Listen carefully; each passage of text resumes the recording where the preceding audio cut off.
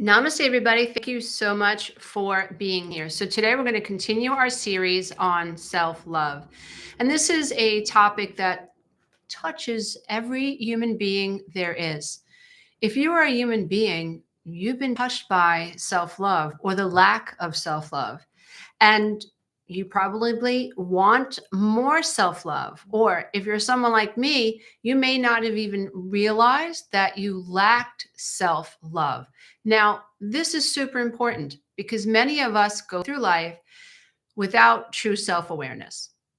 And research in the field of sociology and human behavior suggests that more people think that they're self aware than they actually are. And that's frightening to think that most of us, we're all us, right? We're all humans. So when I'm talking about this information, it's not like I'm talking about some other person. I'm also including myself because I'm a human being. I'm a human being that has a self.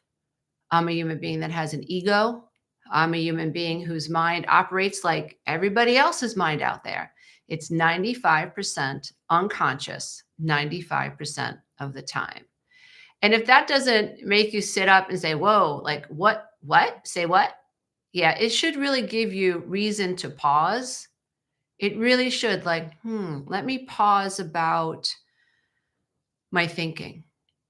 Let me just activate some level of higher consciousness so that I find the space between my thoughts and I climb up the ladder of the subconscious mind and I look under the hood because most people are not doing that. Most people are reactive. They have a thought, they react. They have an emotion, they react. They look at someone says something, they react. Someone does something, they react. It is the nature of, it's actually quantum science, it's cause and effect. Every action has an equal and opposite reaction. It's just me personally, I want to be part of the collective that isn't controlled by what's happening outside of me. Hell, I don't want to be even controlled by what's happening inside of me unless I have made that which is unconscious conscious. Learned the hard way that growing up with emotional neglect, being gaslit, especially by my mom, almost on a daily basis, at least that's what it felt like. Growing up invisible, needing to shrink around her, feeling that I was a burden to her. And she never said, "You're not a burden. I love you." As a matter of fact, my mother's language was, "I have to take care of you, right? I have to love you, but I don't have to like you." I mean, who says that, right? Immature, in my mother's case, immature, unconscious, adult child of an alcoholic teenage mom. She was 19 when she gave birth to me. Both her parents were alcoholics. Tremendous trauma, tremendous trauma. But did I know that as a sacred inner being? Did I know that my mom was stuck below the veil in her own trauma? No, no. Does her innocent unconsciousness, does that sort of like excuse her behavior? No, because my mother knew that what she was doing was wrong. Where she failed was she never tried to fix it. And I think that went back to shame and she didn't, and a lack of the ability to be vulnerable. She just didn't have the coping skills. It was all hide, hide, hide, pretend that I don't have this hidden rage, pretend that I'm not codependent with high narcissistic traits, pretend that I don't have all this childhood trauma. Just pretend, just pretend, just pretend. Pretend my daughter doesn't have low self-worth, OCD symptoms, hides, has no friends. Let's just pretend she's not pulling the hair out of the top of her head or counting on her fingers or not eating. Let's just pretend that she's not doing these weird things. Let's just pretend. That's what my mother did. And that led itself to having apps for myself, low self-worth. I had absolute no self-worth. And that you can't have self-worth unless you know that you have a self. And in order to have a self, psychologically now I'm talking, in order to inside your own head, when you think like, who am I? Great existential question. Who am I? Am I worthy because I breathe? Am I worthy even when I fail or make a mistake? Am I worthy even when someone disagrees with me or misunderstands me? Am I worthy when I know that I've just put in a project to my manager and it's not perfect? Do I berate myself or just say, let me wait for the feedback? Like, what do I do? Because if I love myself, I'm not going to berate myself. If I love myself, I'm going to be kind to this concept of a self, this compassionate self. I'm going to be compassionate to this idea of this self that I have. But here's the thing. If you grew up in dysfunction, you aren't allowed to have a self. The way to have a self as a child, the way to form a psychological container for I am, depends on what you experience from the outside. No different than when you look at a houseplant and it's thriving, you must assume that because the houseplant isn't outside, it's not benefiting from rain. It's not benefiting from the leaves decaying and creating like nutrients, like nitrogen or phosphates or whatever else this plant needs. It's not getting fertilizer from the outside naturally. A houseplant depends on a caregiver. And if the caregiver ignores the houseplant, doesn't fertilize the houseplant, lets the houseplant go, the houseplant can't survive. It can't flourish. Now, if we think about a houseplant having a consciousness, where there are some people that do believe that houseplants have a consciousness, and they've done studies that suggest that a houseplant knows when the caregiver is approaching because the energy field picks up. They've measured the plant's energy field, which is absolutely incredible. So I love my plants. I want them to know mama's home. Mama's here. She's taking care of you. I see you. I see you. Literally, that's how I talk to my plants. And if you think about a plant having consciousness, the plant that is thriving would feel I am worthy. Because without asking for water, I receive it. Without asking to be put on the shelf near the sun, a caregiver outside of me does it. Without knowing that I need to be fertilized, a caregiver fertilizes me. It's like a warm hug. I know that I'm worthy as a houseplant because this love is consistent. I never have to worry about it. It's predictable. And the only difference between a plant cell and a human cell is a cell membrane. And the reason I say that is because your brain loves metaphors. The human brain learns best with metaphors. That's why I'm always throwing out metaphors inside my YouTube videos and inside my meditations and inside my coaching programs. The brain learns by metaphors. It's like taking a key concept and planting a story on top of it. It just helps neurologically because everything's neuroscience. It's not just talk therapy. It's neuroscience. When you take a concept and you layer it with a story that your brain can relate to or your mind can relate to, that helps shunt an idea or a concept from short-term to long-term memory. You might forget a lot of what I said, but you probably won't forget the analogy of the houseplant and this idea that it's in a container and it can't take care of itself. It needs a caregiver from the outside. And if that plant has consciousness, it feels enough. It has self-love. Why? Because somebody consistently said, you are enough, not through words, but through actions. So the plant then felt enough. Why? Because it was always getting what it needed, and it didn't even know what it needed. And so that's the way it is for adult children of dysfunction. We don't know we have a self, because we weren't nurtured by a caregiver in a consistent, predictable way that allowed us to develop the consciousness for an I am enough. I am enough because I breathe. You see, children don't know what they need. They don't say, Mom. Well, sometimes they do. They might say, Mom, I need a hug. Or they'll say, Mom, I'm hungry. Or Dad, you're talking too loud. They might do that. But if that child is consistently pushed away or chastised, or worse, because they've expressed their emotions, then that child's I am worthiness cannot take shape on a psychological level. Deeper, my theory is this idea of mirror neurons, right? So, how did cavemen teach their children before language? How did our ancestors teach baby cave people how to cook? They observed their parents.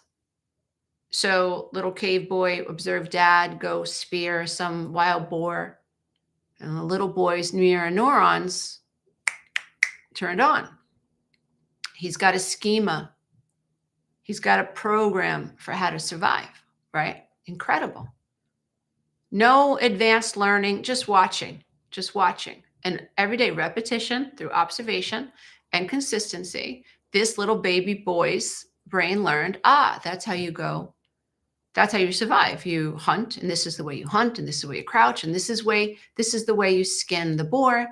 And maybe the little female in the family learned to cook, because we very much, especially early ancestors, had gender roles, and they were very specific.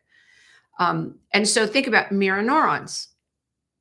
So if I'm in a home where I'm getting ignored, and what I'm photographing at the subconscious level is somebody who ignores my emotions, what do? I ignore my emotions. Oh, I guess they're not important.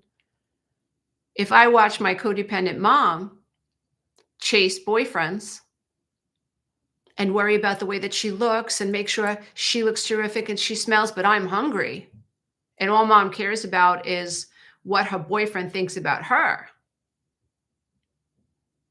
what am I being programmed for? Worry about what other people think. Don't worry about how you feel.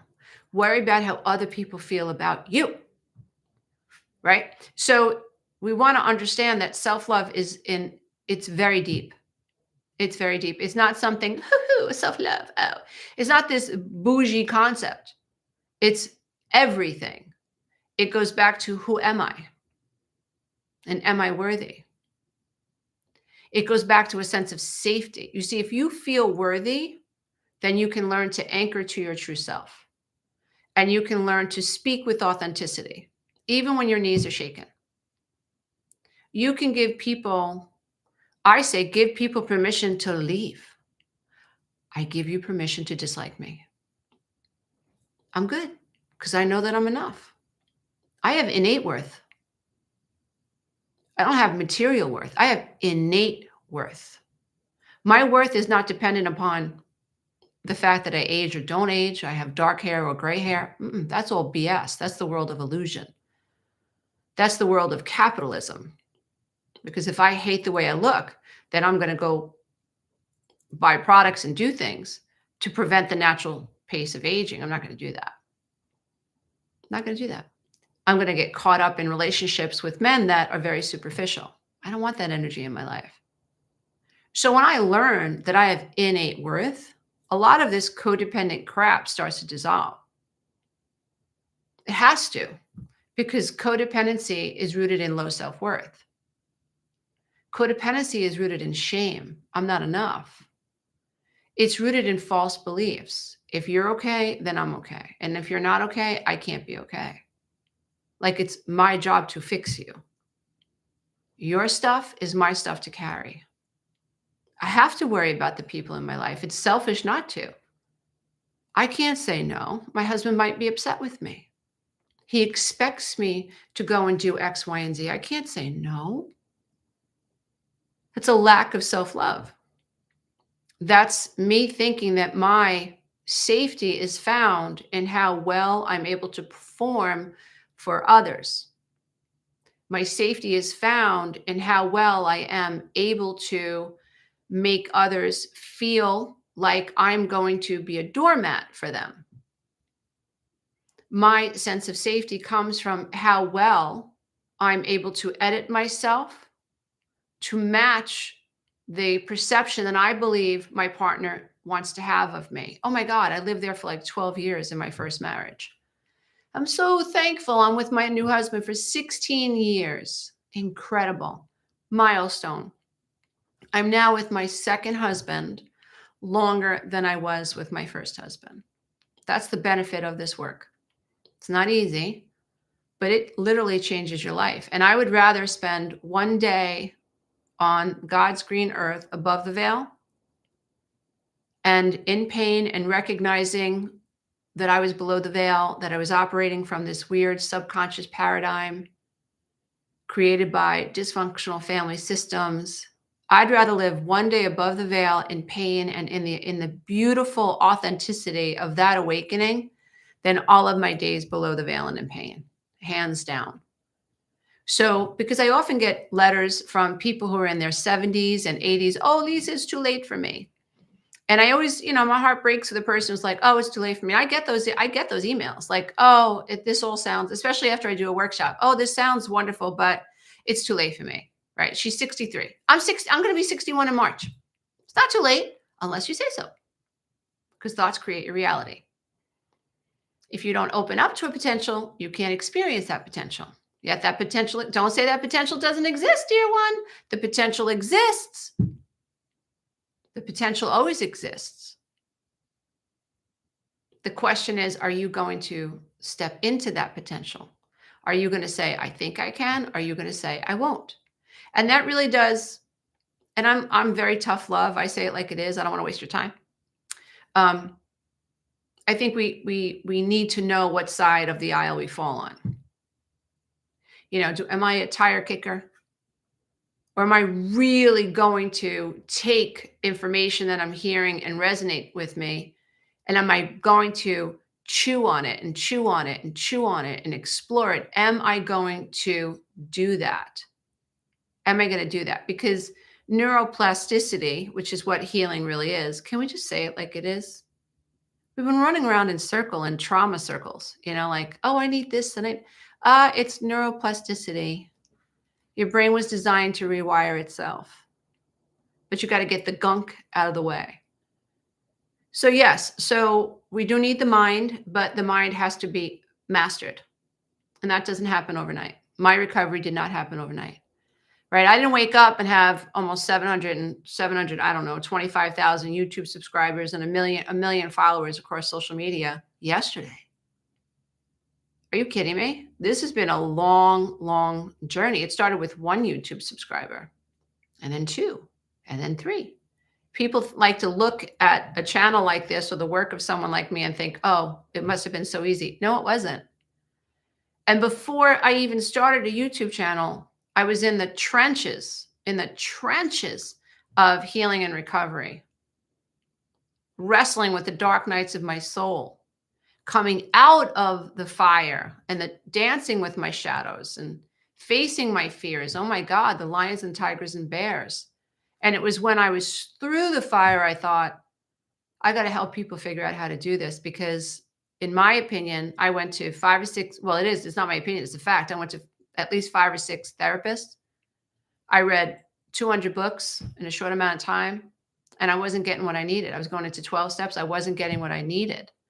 I didn't want to learn to live with codependency. I wanted to break through it. I didn't want to be codependent anymore. Right? Codependent, no more. I don't want to be codependent anymore. No more. No more. No more. I wanted to be free of it. And when I started to dig, and I studied the subconscious mind, it was like, there it is. There's the missing piece. No one's talking about this as a program. More people are talking about it now, thank goodness. But I've been talking about this for over 20 years. It's a survival program, and it's not your fault. And it could be no other way. If you are a child of dysfunction, chances are You are always in a state of survival. You're in a stress response 24 hours a day. You go to bed anxious. You go to bed worrying. Your dreams are worried. You have worry dreams, your nightmares. You can't sleep, or if you sleep, it's broken sleep. You wake up, and the first thing that you notice is you're worried again. You worry, worry, worry, worry, worry, worry. And that's not your fault. That's a body that's keeping the score, holding on to that energy. That's a mind that is a pressure cooker. Boom, boom, boom, boom. The reticular activating system has learned that it is unsafe to express your emotions. And what keeps this locked down? False beliefs. I can't say that. Now, what's the lock? What's the lock mechanism? The experience that you had when you tried to express yourself. Mom, don't talk to me that way. Or no, I don't want to do that. Or I don't like when Uncle Joe kisses me. Right? What came after that moment of absolute authenticity? Were you gaslit? Did your parents abuse their power over you and humiliate you? Did they embarrass you? Or worse? What happened when you dared to say, I don't like this? What happened? Pain versus pleasure. So if your nervous system, and that's what it was designed to do, CPTSD, I think it's the consequence of a divine system that was created to keep us safe. It's just outdated, and we don't have enough language yet. And that's what I work on. We want language that unlocks those CPTSD locks so that we can escape. That's what we're looking for. And it's possible. I've done it. I've helped thousands and thousands of people do it. So I know it works. You just got to do it.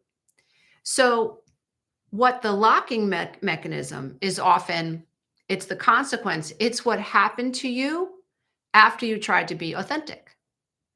And then your nervous system learns, your mother is 3 times the size of you. She's the authority. She's going to talk to your daddy when he gets home about you. He's going to get mean with you. You're going to be banished from the dinner table. No one's going to talk to you. They're all going to ignore you. Your brother and sister are going to start treating you like crap. She's going to talk to the neighbor across the street now about what you said. She's going to talk to your teacher. Here comes the triangulation. Every member of your family is going to know that you said whatever you said to your mom. You had the audacity to say no. And so your little system is your nervous system, your mind, it all works synchronistically to keep you safe. And with this much data, it's so heavy that a little child just can't hold it. A little child can't psychologically or cognitively or critically process, hey, this isn't my stuff. This is dysfunction. No, they know that they're stuck in that family, so they have to adapt. So your nervous system, thank goodness for this incredible design, and your mind work together to, how can we keep Lisa from getting into trouble and experiencing all of this triangulation, this gaslighting, but not that, the heaviness and the shame of it. Oh, well, next time we'll work to not let Lisa express herself. See how quick that is? So next time I feel a kick to the stomach emotionally, my nervous system and mind go, don't feel that. Shutty, Lisa. Don't say anything because she's bigger than you. You know what happens when you go up against this big bad wolf. You know it's coming. Smile and pretend, acquiesce and subjugate. Make yourself small. Don't tell her you won the blue ribbon at school for your artwork. Don't tell her. Don't tell her. She's going to make fun of you. Hide it in your book. Hide it in your diary. Don't tell her. Don't tell her. Right? So don't tell her that you got bullied at school. She's going to say, what did you do to deserve it? Don't tell her. Don't tell her. Oh, you're afraid? Don't tell her. You can't be authentic with Mama Bear. She's going to humiliate you. It's going to get worse. So you learn to stuff it. Now you're a little kid. So now you're a teenager, and it starts to get complicated because your hormones come online and you like boys and they like you, or they don't like you, which was my case. Oh, Lord, right? So all of that starts to get parlayed into this. And you can't really express yourself. And now you don't attract people that are nice to you. You feel attracted to people who are not nice to you. Why? Because it's what you're familiar with. You see, what we're attraction is familiarity. I've coached so many, especially codependent women. The attraction was so strong to this man. That's why I left my husband. The attraction was familiarity. And once you lost the need to perform for your current husband, right? That's what happens oftentimes. Codependents, once they're like, oh, I'm not performing anymore, they like check out of the relationship. Happens a lot, especially if they've married someone who they think they've settled for. Let that sink in. That's so a codependent marries someone who they think they settled for. It could be both ways, male or female, right? After a few years, they stop performing to convince that person that they're worthy of being loved. They stop performing. And now what? They've lost the desire to perform. This creates such a conundrum. And so now someone comes along who flatters them. I'm so drawn to this person. I'm so drawn to this person. The draw is attraction, but it's based on a familiarity. It's what you're used to. And so we're going to continue the whole cycle again. And so until we break through this cycle, and it's important to say that this is the human condition. Like none of us opted in for low self-worth. None of us said, oh, I want to be codependent. This is what we were born into. And this is what we're here to transform. And this is what we're here to escape. But we can't escape if we're lying to ourselves and if we can't poke ourselves in the eye, because we're really good at poking other people in the eye. She said this, or she didn't say that, and I expected this, and she did that, and he did this, and blah, blah, blah, blah, and he didn't. We're very good at that. Everybody is. Everybody is. I don't care who you are. Everybody's really good at that. It takes integrity. It takes authenticity. It takes resilience to look at yourself as objectively. But that's really the only way to escape. And like I said, some people, you got to figure out who you are. I think early on in my journey, I thought I was the person that really wanted to change. But I think I was so young. It was like I just expected that I'd read a book and I would change. It doesn't work that way. It's like looking at a flat tire and say, change. How long is that going to take? It's not going to happen. Oh, let me read a book about how to change a tire. It's not going to work. You have to roll up your sleeves and change the tire. That's the way this works. And that's the way it is with CPTSD. That's the way it is with codependent recovery. That's the way it is with attachment trauma. And that's the way it is with self-love. You have to identify where the problem is and you have to fix it. And the really interesting thing is that a lot of the fixing has to do with slowing down the mind so that you can observe what's wrong. So we think immediately action step, because this is a 3D world. And we think it's all about action. And the crazy thing is on the quantum level, that thought always comes before manifestation. So it's counterintuitive.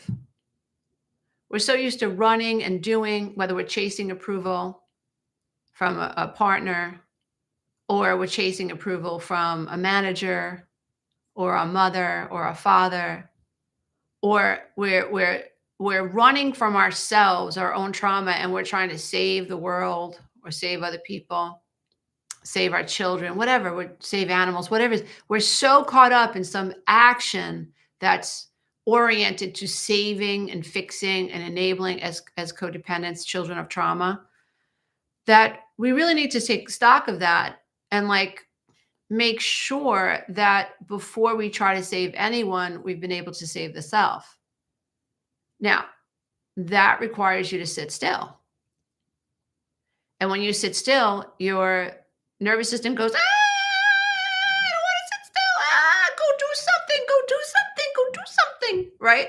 Because your nervous system has learned that in the running and in the doing and in of the worry, we get to escape all of these emotions that our body has absorbed since we were small children. So we need higher consciousness online. That's why I always say we live below the veil. Now we have to learn to live above the veil. So this is what we're trying to do. So think about the subconscious mind having a ladder. And what we are here to like take one rung up the ladder, up another rung up the ladder, and never stop. Never stop. So in my coaching suite, I have the 12-week class. It's foundational. Wake up. It's not you, it's your programming. And then we move into master class, which, emotions is energy and manifestation. And the third leg is soul school, a course in the quantum science of love consciousness. Why? Because personal growth and personal development is an arc from below the veil to above the veil, from false identity to true identity. This doesn't happen by reading a book. It takes practice. You have to be taught how to sit still, because when you sit still, your nervous system is going to freak the hell out. I got to get going. I got to get going. I got to get going. I can't do this. I can't do this. I remember when I finally found a therapist who knew by looking at me what the hell was wrong with me, because he was a recovering codependent from an addictive home, a dysfunctional home. It took him probably 3 seconds, really, but he waited the respectable 45 minutes to say, listen, I got good news and I got bad news. The good news is you're not crazy. The bad news is you're codependent. It's going to take everything you have to fix this. Codependent. Well, my husband's not an alcoholic. I don't drink. That's not what codependency is. Codependency is me relying on anything outside of me for a sense of stability and a sense of worthiness. So I could be someone who rescues sea turtles, and my entire identity is wrapped up in rescuing sea turtles. And one day I can't rescue sea turtles anymore. I break my legs or whatever. Something happens and I can't be near ocean water anymore. Who am I? I don't exist. So you can be codependent on anything. And once that clicked, I was like, holy Hannah, like I'm codependent on the boar's head guy at the deli counter down the street, looking for his validation. I didn't realize it at the time, but please like me, please like me. Don't be mad at me. Let me shrink around you, right? Please don't be mean to me. All this codependent stuff. Now I have a stainless steel spine. It's nice if you like me, but I'm not going to lose a day's sleep over it or a night's sleep over it if you don't. And you shouldn't worry about what I think about you. You should sleep soundly because you, dear one, are enough. You're enough just because you breathe. Doesn't matter what the neighbor thinks. The problem is that you think it matters. And you have all these conversations in your head about what you think other people think about you. You make up stories. That's not your fault. That happened in childhood. And that is indicative of low self-love. And so when I am passionate about self-love, I think it's a nice buzz term. So it will get people to sit up and pay attention. Oh, I need self-love. But deeper, most people who lack self-love, lack of self. They don't even know it. And there are many influencers, just saying it. There are a lot of influencers out there and content creators that want to simplify self-love. It's deep. It's deep. It's existential. Do I have a self? And whatever self I think I have, how is it formed? What are the perceptions I have of the self? Who do I think I am? When I was starting asking myself these questions, I started off with, well, who am I not? And although I didn't really understand it at the time, I knew conceptually, well, I can't be my thoughts because they change all the time. And I can't be my feelings because they change all the time. I'm happy one minute, pissed off the next minute. Like, that can't be who I am. Even my beliefs. I really never liked Mr. Davis, but now I like Mr. Davis. I assume Mr. Davis was grimy, but when I got to know him, he's actually lovely. So I can't really believe that my beliefs are me. I can't be my looks because they're constantly changing. I just got a new driver's license. I'm like, holy crap. Like From the last driver's license to this driver's license, like, whose face is this? So my face is changing. My hands are changing. The older I get, the more I see my mom's hands. That can't be who I am. I can't be my relationships. I was married to one man, divorced him. Now I got another man in my life. I can't be him. Right? Who am I? So I started with, well, who am I not? And then I started to realize, wow, like, I don't know who I am. I don't know who I am. And then I kind of collapsed, like, I felt like a shell, but I always felt like a shell. It's just like I climbed up the ladder of the subconscious mind and finally understood I don't have a self. But I never felt like I had a self. But I was wearing this mask, as Shakespeare says, all the world's a stage, and we all wear masks, right? Personas. Carl Jung would call them personas. So I didn't know that I was carrying a persona. I didn't know that. And that's why this work is so profound. Like, I don't have a self. And once I got past that shock, it was, okay, how does that make you feel? And it made me feel very destabilized. I think I dissociated for a while. And I walked around like, I don't like the way this feels. Like, I couldn't touch the floor. I felt like I couldn't touch the floor. I felt like I had to feed the kids, but I'm making the pasta and I'm just going through the motions. It was a weird, like, mental and emotional space to be in. But I definitely felt like I was dissociating once I was like, I don't have a self. But I just kept at it. I didn't give up. You can't give up, because then the greater question was like, well, why don't you have a self? And that's when Sherlock Holmes kicked in. I was like, well, why don't I have a self? And then it was the deeper question was, well, how do children develop a healthy sense of self? That's when things started to click for me. That's when I was like, how the hell could I have a self? My mother never let me have a self. I could never say no. I wasn't seen. I wasn't heard. I never heard, Lisa, how do you feel today? Never. Lisa, what's going on with you today? If you, as my caregiver, don't look at me and pull out, how do you feel? I don't have a feel. I don't have a self. If I live in a home where my uncle's in Sing Sing because he's a cocaine dealer, true story. My other uncle is borrowing money from gangsters, true story. Getting beat up and left around the corner for dead, true story. Right? He's knocking on the door looking for money because he's an alcoholic and he's homeless, true story. If my uncle is the homeless guy down at the little park that I have to walk past every time I go to school, true story. And I know all the kids are talking about me, true story. Right? And I'm not allowed to talk about it, true story. Where does my self go? I have to hide it. I can't love it. It's too dangerous to love it.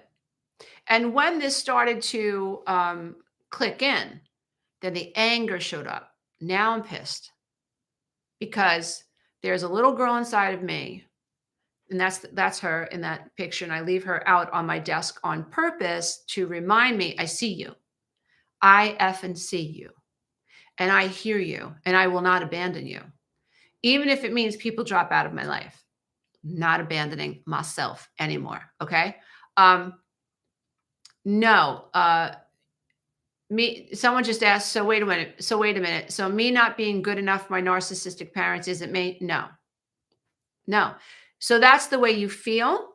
So here's the paradox that we work out, right, in this work.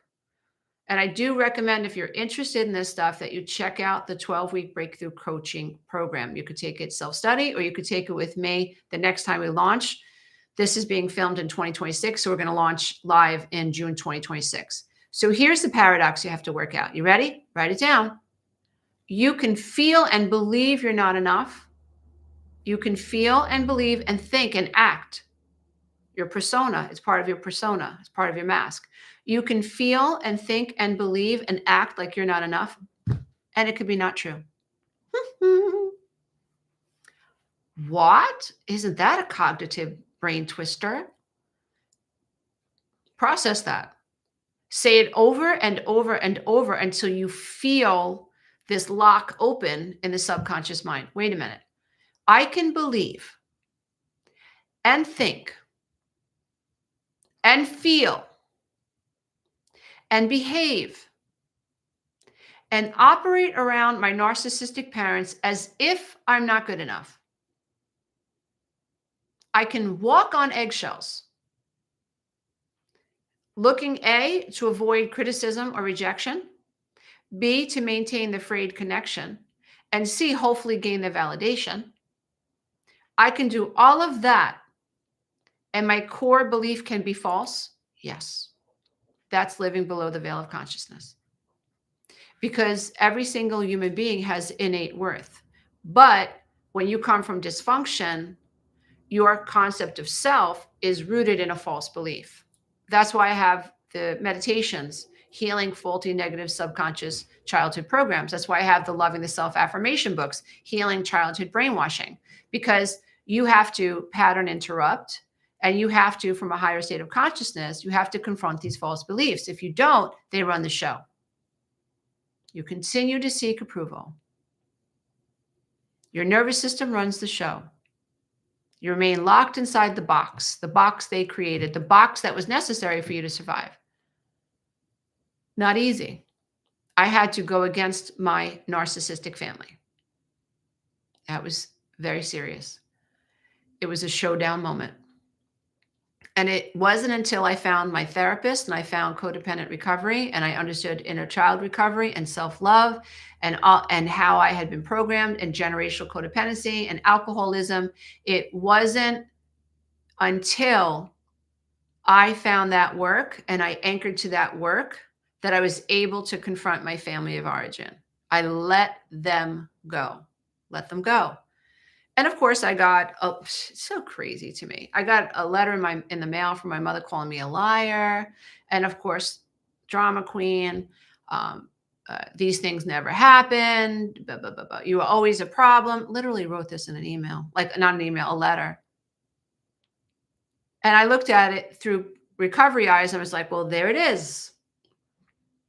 Lack of validation, no empathy, the gaslighting, the triangulation. It's right there. Like she just laid it out in front of me. Actually got a birthday card.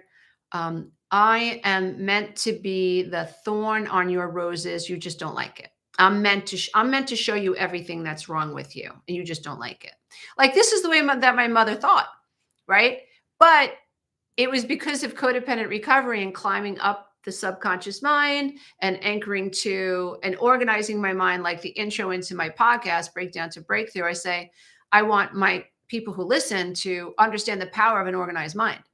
And it's just like organizing a garage that's filled with the brim with crap. It takes time. You got to move the boxes out. You got to open the boxes up. You got to throw this out, keep this, put that in a different pile, right? You have to organize the garage. Well, you have to organize the mind. You have to organize the mind. It helps it if you have a guide. It helps if you have a roadmap, whether it's me or someone else. But it does help. It does help. I've done this work, and that's why I create roadmaps, because it helps. It helps people heal this crap, you know? But once I saw my mother's letters and her birthday cards, I was like, there it is. Like I showed my best friend. I was like, there it is. She's like, oh my God, Lisa. And she thinks this is okay. And I said, yes, she thinks this is okay. And that's why I'm okay with no contact, because this is nonsense. And it took a long time for them to understand there was a new kid in town. Like, you are not going to be passive aggressive with me anymore. I was going to call you out every time. Got nasty with me on the phone. I didn't even say goodbye. Click. And I taught them, you want to be in my life? You're going to treat me differently, because I don't need you. I don't need you. Nobody needs to go through life with razors in their shoes. Life's too hard. Life's too hard. Life's too hard. I don't need razors in my shoes. You know, I don't need that. And so when I got clear about that, the strength inside of myself started to rise. That was self-love coming online. I was loving myself. I was making sure that I was taking care of myself. I was taking care of my energy. I had friends at the time that were very interested in staying out late. You know, eventually as a single woman, I was like, I'm not interested in that. Like, I'm going home. I'm going to read. I'm going to meditate. I got to wake up at 2:30 in the morning, start writing my book. That's what I'm passionate about. I got to work this stuff out. You know, it was like, conserving my energy. And yeah, I spent a lot of time alone. I spent New Year's Eve alone. I spent Christmas holidays alone. I spent my birthday alone. I spent lots of time alone, but that was me redefining literally through the quantum field, sending the quantum field information like the second part of my life is going to be very different than this crap. I was designing my life on purpose. And that looked like chaos. If you were to look at me like, oh, that poor little girl, she got 3 kids and she got nobody in her life and she's staying home on New Year's Eve. I was so happy to not be in the middle of chaos. So happy that I was slowing everything down and I was learning to love myself. And I knew that as I learned to love myself by, yes, at first I had to excommunicate people. I had to make way for the good stuff, right? But from the outside, someone might have said, oh, she's a spinster. She's divorced, whatever. Like she had everything and she left her husband. He's devastated, right? You just know the cover story. You just know what they're telling you, right? You just know what they're telling you. Like I had to, in the beginning, I was spiraling because I couldn't control the narrative. And then it was just like, accept what you can't control. Can you do that? Can you do that? Can you really accept what you cannot control? Holy crap, does that feel good? I was like, oh, can't control it. Oh, can't control it. Oh, can't control it. And it was eventually it was like, oh, let it go, let it go, let it go. Energetically, it was like I was raising because it was like my mind was being organized. Can you control that? No, let it go. Oh, your ex is saying this. Can I control that? No, let it go. Oh, this so and so thinks you did this. Can you control what so and so thinks? No, let it go. It was just became boom, boom, boom, boom, boom. Let it go. And these were all beliefs that once kept me stuck in a codependent survival system. What does my mother think? What does my mother tell the neighbor? What did she just tell the teacher? What is she telling my brother? What is she telling my sister? What is she telling my father? What's my father telling my grandmother? Eventually, I was like, I don't have any more F's to give. I'm done.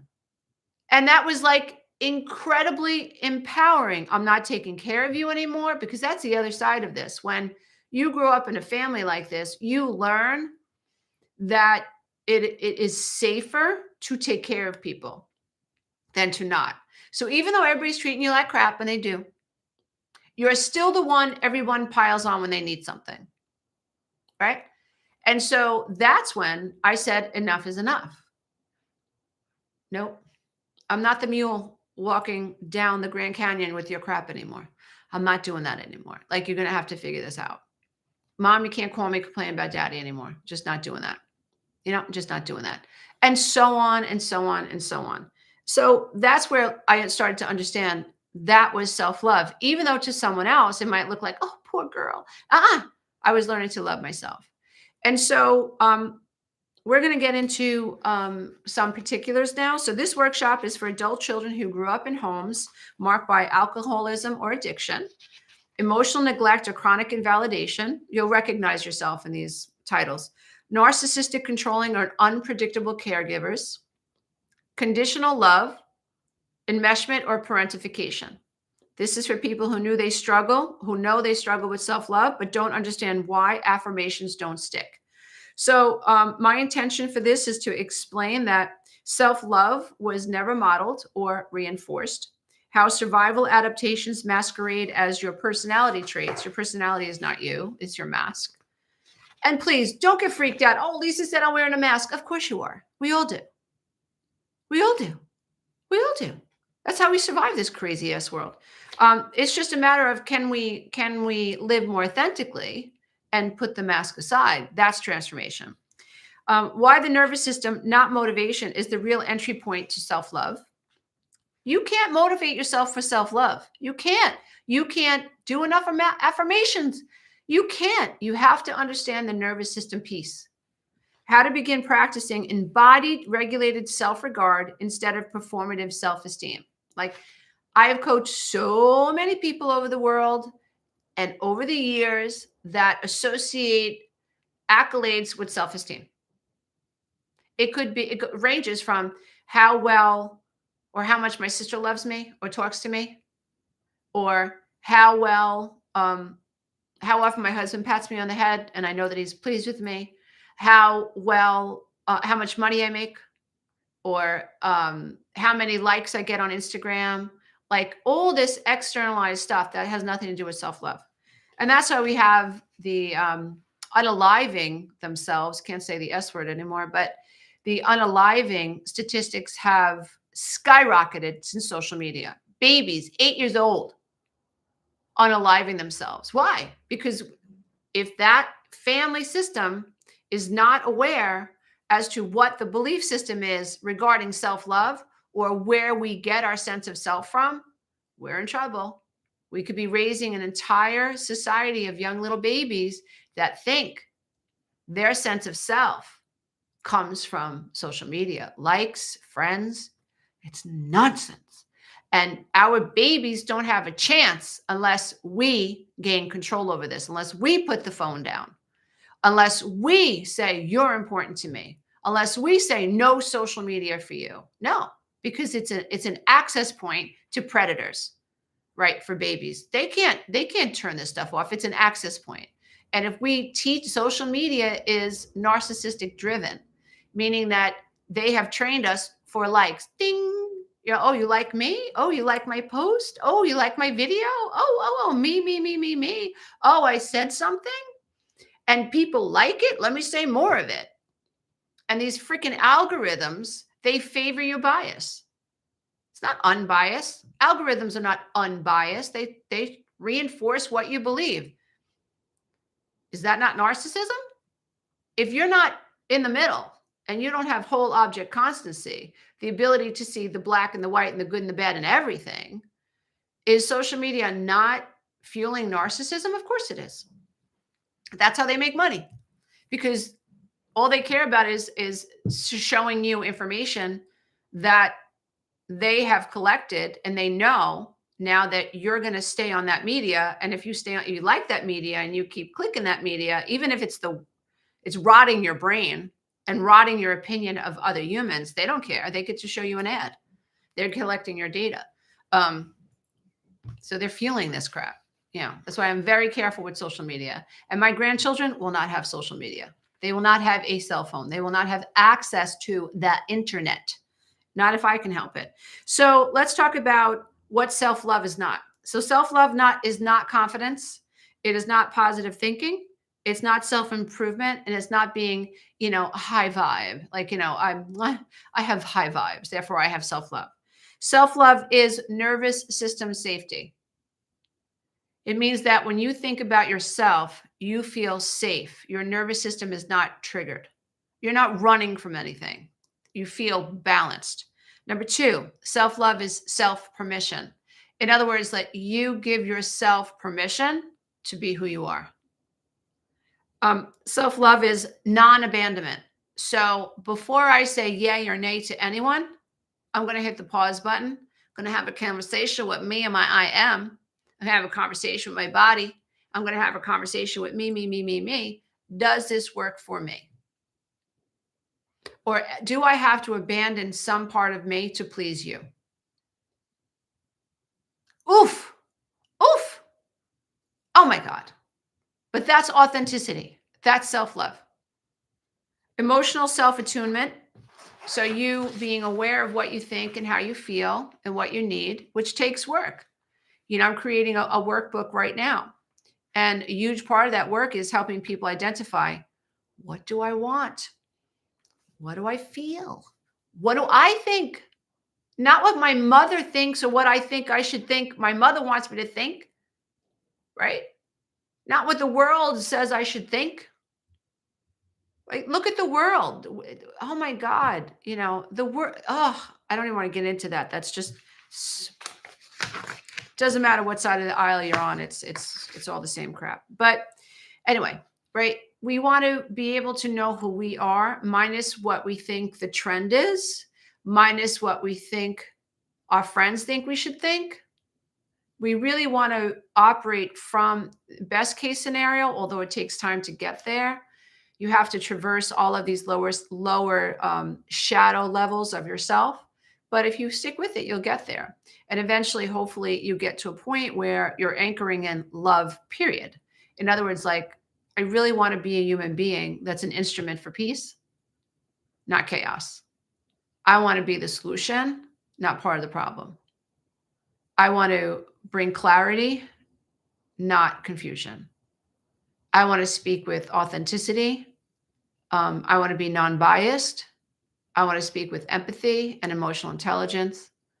And ultimately, I want to give people permission to have their own life experience and explore what they want to. And I also want to love myself so much that I can step aside from conversations and groups and people that are engaging in practices that go against where I want to mentally and emotionally spend most of my time, which is in a state of peace. At the end of the day, I had a conversation with my daughter yesterday, my youngest daughter, and I said to her, find the middle way. Find the middle way. Like the middle way isn't extreme. So you could have extreme anger on one side and extreme happiness on the other, but happiness is fleeting. But if you find the middle way, you can look left and say, okay, I accept that. That's not part of my reality anymore. And you look ahead, you could say, oh, well, that would be nice, but I'm very happy with where I am right now. And I'm moving towards that, away from that and towards that. But you're not beating yourself up because you're not there yet. You're not beating yourself up because you've been there. You're not beating up other people because they're there. You're not, you're just not looking, you're not thinking along those lines. Eventually, if you stay with this work, what you desire most of all is to live in a state of love consciousness, a unity consciousness. That is the journey from duality consciousness to unity consciousness. And codependency is absolutely duality consciousness. You're living in the shadow world, right? If you have never heard of Plato's allegory of the cave, please check it out. Just watch a 3-minute video on it. Incredible. So Plato's allegory of the cave basically explains these prisoners who are chained in a cave. Their legs are chained, their necks are chained, and they can only look ahead of them. And in front of them, they see all of these shadows, and they can hear the shadows talking. So they think the shadows are real. What they can't see is a fire behind them and people walking, casting the shadow onto the cave. They can't see it. So that's us. That's everybody born. We're born into a cave. We're born into the skull cave, first cave. Then we're born into a family system, another cave. We're born into an ego, another cave, right? We're born into a society system. All of these generations and generations and generations of unconscious paradigms that have now been called the collective unconscious by Carl Jung. All of these archetypes that are now in the current paradigm that you've been born into. It's another cave. It is heroic to recognize, oh my God, I'm in a cave. I'm in the cave of my skull. I'm in the cave of an ego. I'm in the cave of this silly family that refuses to awaken. I'm in a cave of societal conditioning, right? Maybe even role conditioning, gender conditioning, whatever it is. I'm in this cave. I got to get out, which is so amazing, which is what Plato was trying to explain. Like you hear these things in your head and you think they're real. I used to think people talked about me until one day doing this recovery work and I'm really looking at myself and I'm journaling. I'm like, I don't know if people are talking about me. And why do I immediately assume it's always negative? And I remember giving a speech at my daughter's high school about this. It was my high school. I went back and I was training all of these young girls. It was an all-girls school. And they just all looked at each other like, we do that, I do that, we do that, we do. Everybody, every single girl in that room assumed that if they were to walk into a cafeteria and all the girls, every other girl, 100 other girls turned to look at them, the girl that walked across the floor assumed that those girls were saying something negative to them. Every single girl in the room felt that way. And when I said to them, but what if every girl in the cafeteria was looking at you and they were saying, wow, I love her lipstick, or wow, I love the color of her hair, or wow, look at the way she walks. She walks so confidently. And they all kind of looked at each other. I said, you never even questioned this idea that you're making it up. You're making it up, but you don't know it. It's like the allegory of the cave. I hear a shadow talking and I think it's real. How liberating is it to escape that cave? It's such a beautiful thing to like study. philosophy is incredible. Like the human condition is mapped through stories of philosophy. I highly recommend it. And if you would just spend your time on YouTube or your time reading books or listening to podcasts, philosophy is a great way to open your mind because trauma keeps you inside your skull. But when you branch out and you start thinking about other things, and you start imagining like how philosophy fits into healing, you're going to be amazed. Or at least I hope you will. All right, so let's talk about a couple of exercises before we end this live stream. So why self-love was never safe. Children in dysfunctional homes learn that love is earned, conditional, or dangerous. Self-abandonment becomes a survival strategy. Hypervigilance replaces self-trust. So now you're not looking inside of you. You're constantly focused outside of you. You're dissociated from the self as a survival strategy. So here's a simple exercise. Write in your journal, what love cost me. Now what I want you to do is I want you to write down your answers. When I was a child, love depended on me being blah, blah, blah, blah, blah. When I was a child, love, connection, safety depended on me being blah, blah, blah. Fill in the blank. I learned to stay safe and avoid pain and suffering by. For me, I learned to stay safe just by being at the dinner table and shrinking. I would listen and I wouldn't say a word. I shrunk. That's how I stayed safe.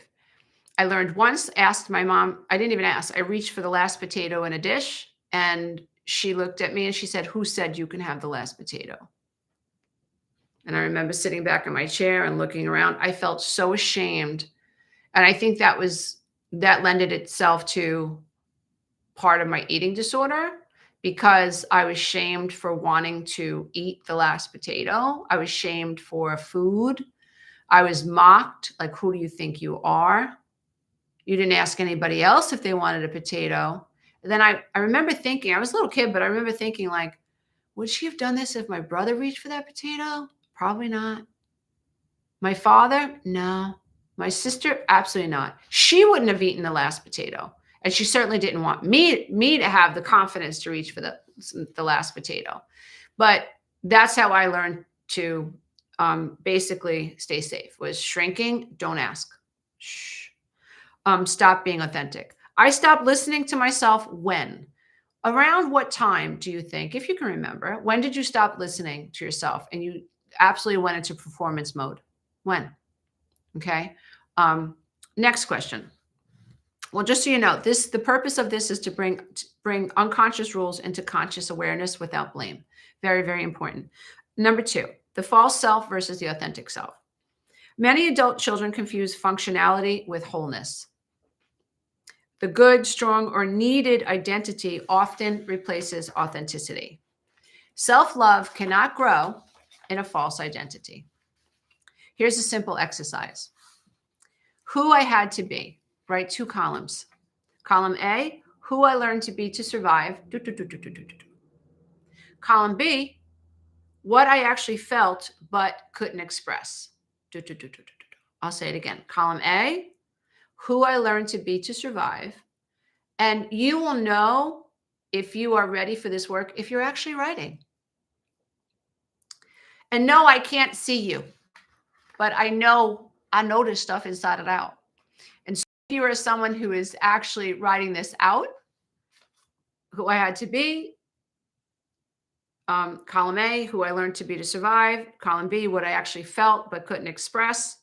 If you're actually doing that, you're on the right track. Keep going. Now, the purpose of this is I'm so glad, Donna, of course you're writing it out. I figured you would be, dear one. You're amazing.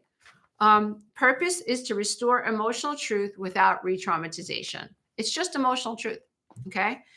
Third, why affirmations don't work for trauma survivors. The nervous system rejects statements that feel unsafe. Hello. Trauma lives in the body, not your logic. Self-love must be felt, not declared. Here's a simple exercise. Are you writing? Okay. Regulated truth statements. Instead of affirmations, I want you to do this. Right now, it is safe for me to blah, blah, blah, blah, blah. Say it again. Right now, it is safe for me to blah, blah, blah. It could be right now, it is safe for me to go for a walk.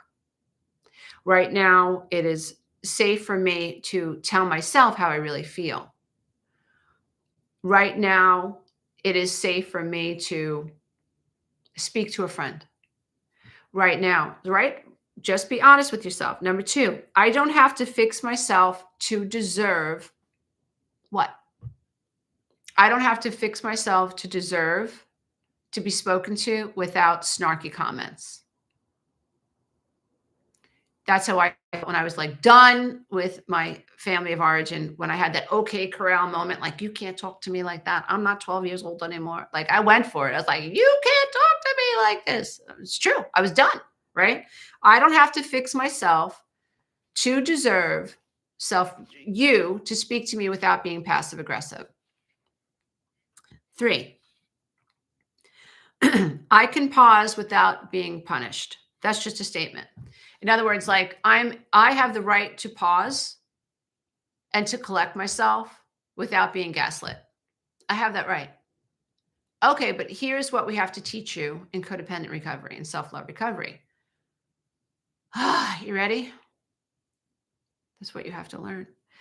If you were in a relationship that you have helped create, you have helped train someone to think that you don't pause, you just fix. You cater, you rescue. You've taught them that. When you start to hit the pause button, they're going to react, right? So that means that you have to hit the pause button and give this person time to get it. But you don't have to stand there while you're initially learning to pause and be gaslit, right? So I hope that that makes sense. So I can pause without being punished by myself and by other people. So what we're trying to do is anchor your nervous system to understand that safety comes from self-regard, not from pleasing other people. Very important. Number 4, we're going to be learning about self-attunement. So dysfunctional homes reward disconnection from your needs. Dysfunctional homes reward you when you don't have needs. That's a problem. Self-love begins with noticing internal cues. So now we're bringing the focus inside, we're not outside. So attunement precedes boundaries. So before I can exert a healthy boundary, I have to be attuned with the self. Now remember, like we talked about originally, many people, well, thank you very much. Someone just donated to our channel. Thank you so much. Lamb Happy, thank you. So you don't remember that attunement precedes boundaries, but attunement comes from being able to connect to myself and not dissociating anymore through people pleasing and enabling and fixing and catering and rumination, right? So, and also we talked about earlier how somebody who who didn't have a self, this is an issue because if you didn't have a self, how can you have self-attunement? But deeper, you don't know if you don't have a self unless you start doing this work. So remember, make sure you watch the beginning of this session. We're not running ads on this session. I had YouTube shut them off. Make sure that you go back to the session. Hopefully you got this before they throw ads on it. Hopefully you're watching it live.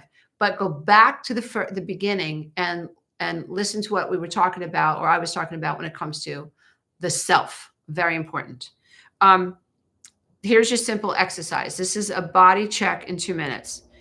So throughout the day, you want to start asking yourself, where is there tension in my body? Where do I hold tension?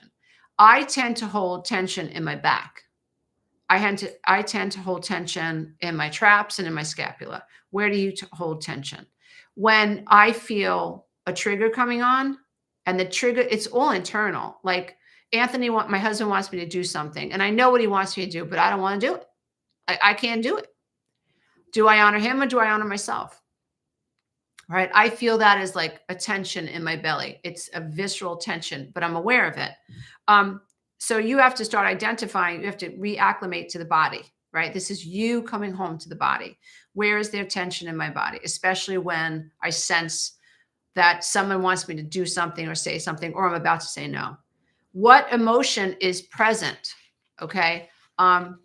So what emotion? Is it fear? Is it trepidation? Is it the fear of the unknown? Is it shame? Is it guilt? Is it over responsibility? Is it just a blanket? Uh-oh. Like, what is it? Like, name the emotion. Number three, what does this part of me need right now? So yesterday, my husband asked me to do something, or was asking me a series of questions that I think I kind of understood what he was really getting at. I didn't want to do it. And so I was aware of how I felt. And the part of me that needed me to honor me was my inner child. It was my true self. It was the part of me that is used to saying, okay, I'll give up my time and I'll give up my day because you want me to do this thing just to make you happy. But it's not just to make you happy. See, that's where codependents, they've really got to get more honest with themselves. It's not to make this other person happy. It's to control the outcome. You see, because if I do everything that people want me to do, then it's a lot harder to get mad at me. Right. So it's a form of control. I don't want to do that anymore. I want to risk people getting mad at me. If that means that I have to be authentic, then I'm going to risk you being mad at me. Right. If I have to say no and I risk you being angry at me, I would rather honor you with my no than lie to you with a yes and then hate you for it and resent you for it. And like be banging the pots and the pans in the kitchen. Like, why is he always asking me for this shit? I'm not going to do that to you. I'm going to say no. And I'm going to allow you the opportunity to be angry at me because that's authentic. That's much healthier. So no fixing, no framing, just witnessing how you behave. Now, the purpose for this is to rebuild internal trust. That's super important. So number 5, we're going to end self-abandonment in small ways. The big changes evolve over time, and big changes overwhelm a traumatized nervous system. That's why making these quantum leaps, it's just not smart. That's why in the 12-week breakthrough coaching program, it's one lesson a week for 12 weeks, these little micro lessons, because if I taught everything at one time, the nervous system would say, no, reject, cancel, delete, it would fight. So that's why the modules and the lessons are designed one at a time, gentle awareness, gentle awareness, gentle awareness, gentle awareness. So big changes overwhelm a traumatized nervous system. Self-love grows through consistent micro acts of non-abandonment. They start small. It could be as simple as, I want to stop using fluoride toothpaste, right? I hear it's not good for me, Instead of me talking about that and thinking about it as I'm scrubbing my teeth with fluoride, I think I'm actually going to go and buy me natural toothpaste today.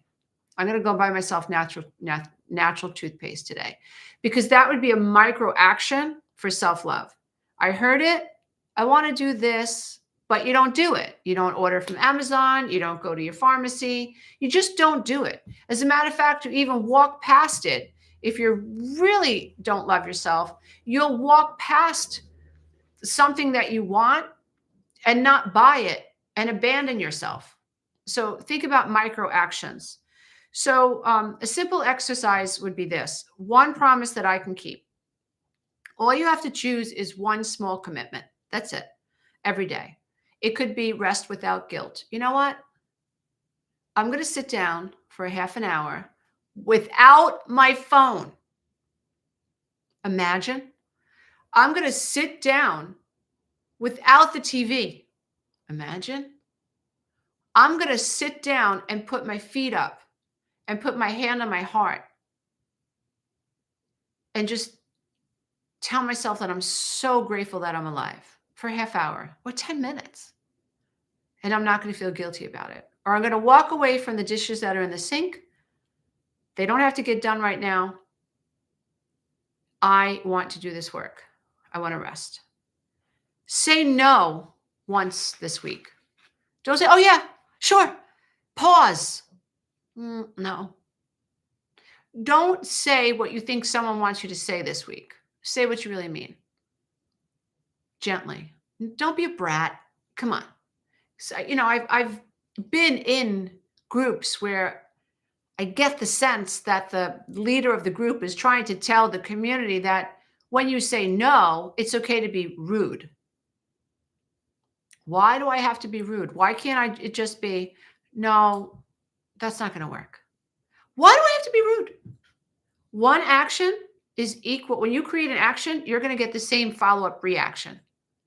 So if I'm softer in my delivery, right, unless I'm dealing with a true narcissist, I'm probably not going to deal with that person very long anyway. I'll find my ways to get out of that. I'll disengage. But in most cases, we can say no without being a brat. Okay? Don't over-explain. Oh my God.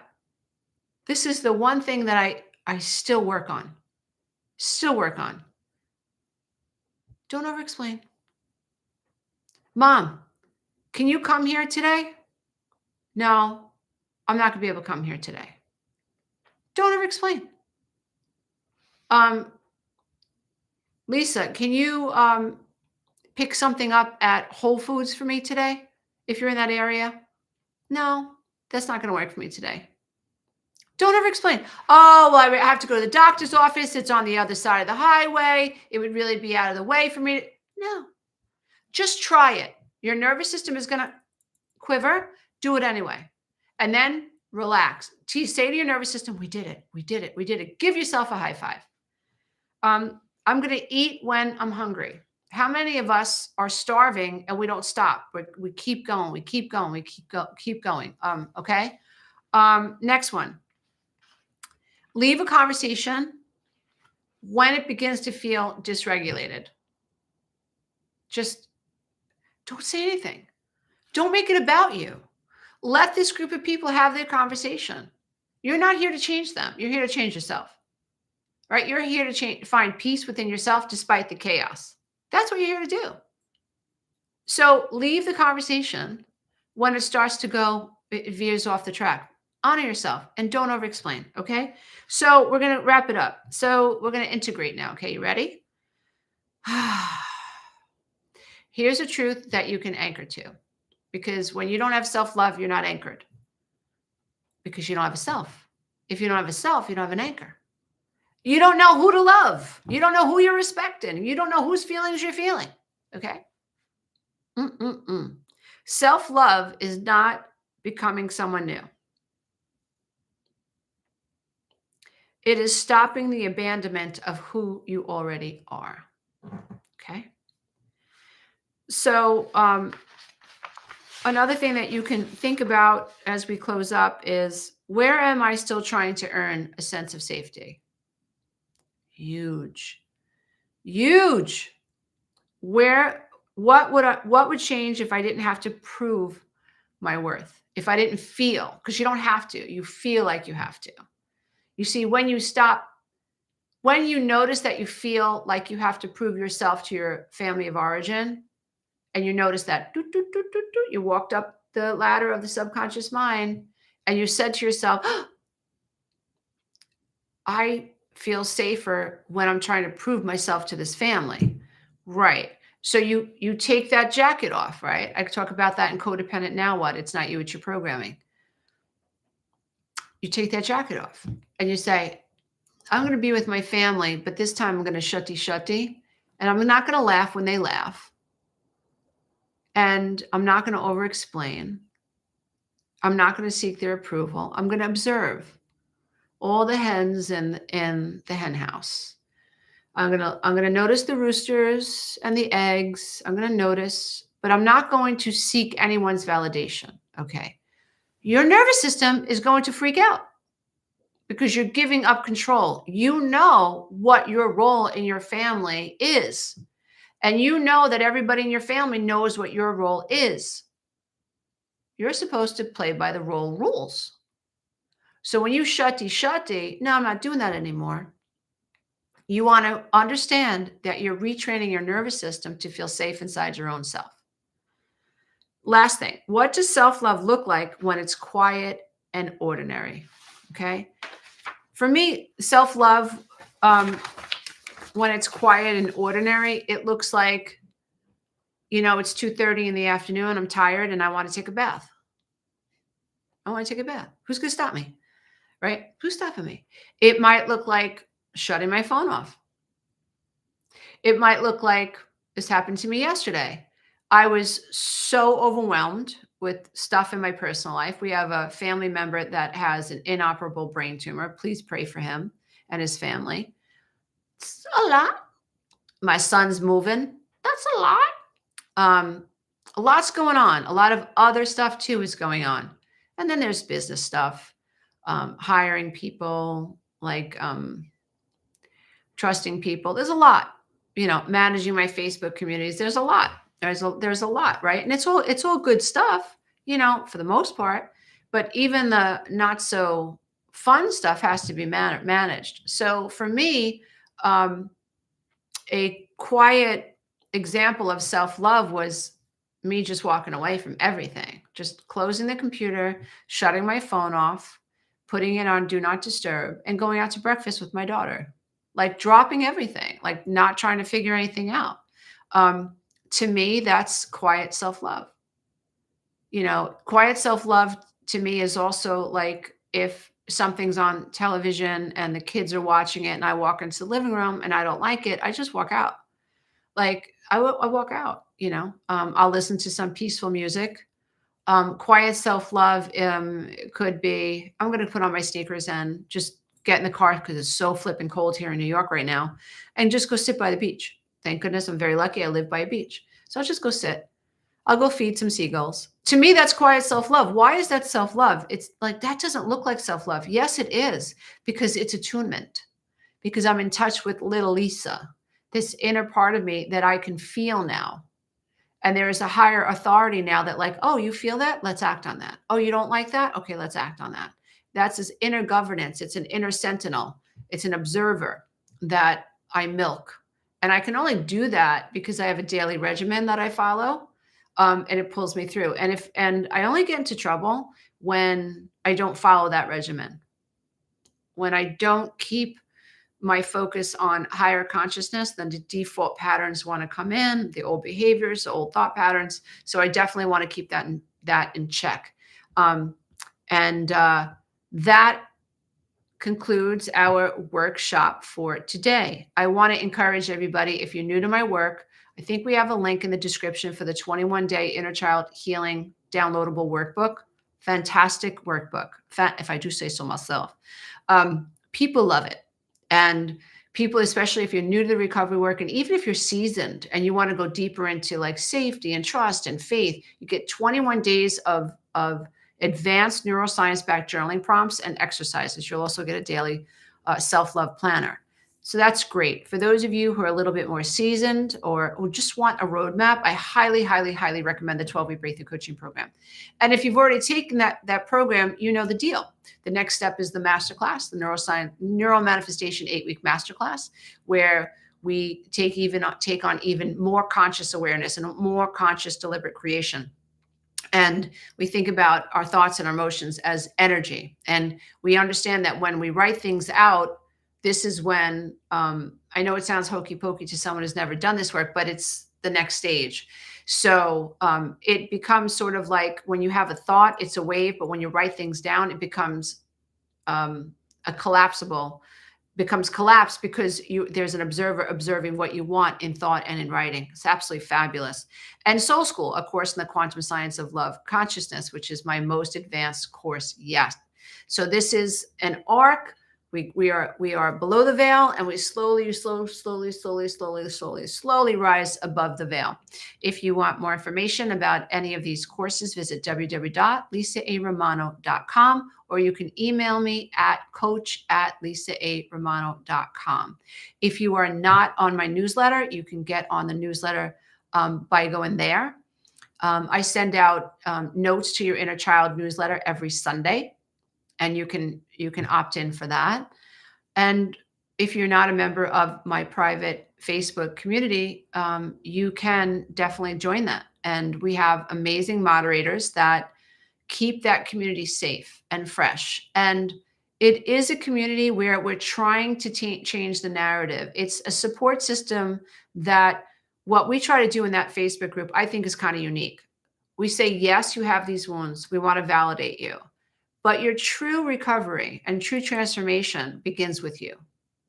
So we always want to redirect the focus back to How can we help you detach and discern?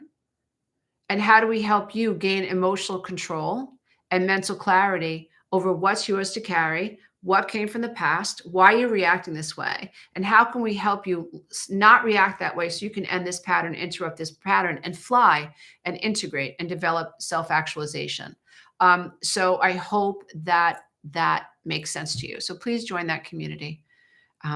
If not today, soon. Namaste, everybody. Until next time, thank you so much for being here. You are enough. And so, if you would all just join me in bringing your hands together in prayer pose, please, if you can. If you're driving, obviously you can't. Don't do that. But if you can bring your hands into prayer pose, we've got a bunch of people on the line right now. Let's work a little group coherence energy magic. Okay. So let's take a nice deep breath in, close your eyes, drop all visual stimulation by closing your eyes, breathe in, and exhale. Drop your shoulders. Try to drop your thoughts. Breathe in and exhale. If any thoughts pop in, just observe. You don't have to grab them. Breathe in through your nose again. Exhale and relax. One more time. Breathe in and exhale. Repeat these words in your mind. I am enough. I was born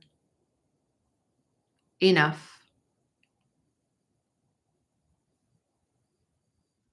It could have been no other way. The more I observe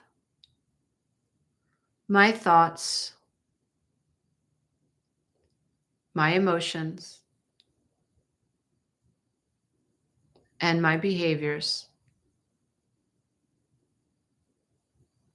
the less reactive I am, the more patterns I interrupt. I have the power to observe rather than react. I possess the power to observe rather than react. I am the boss over me. I am the captain of my ship. I am enough as I am.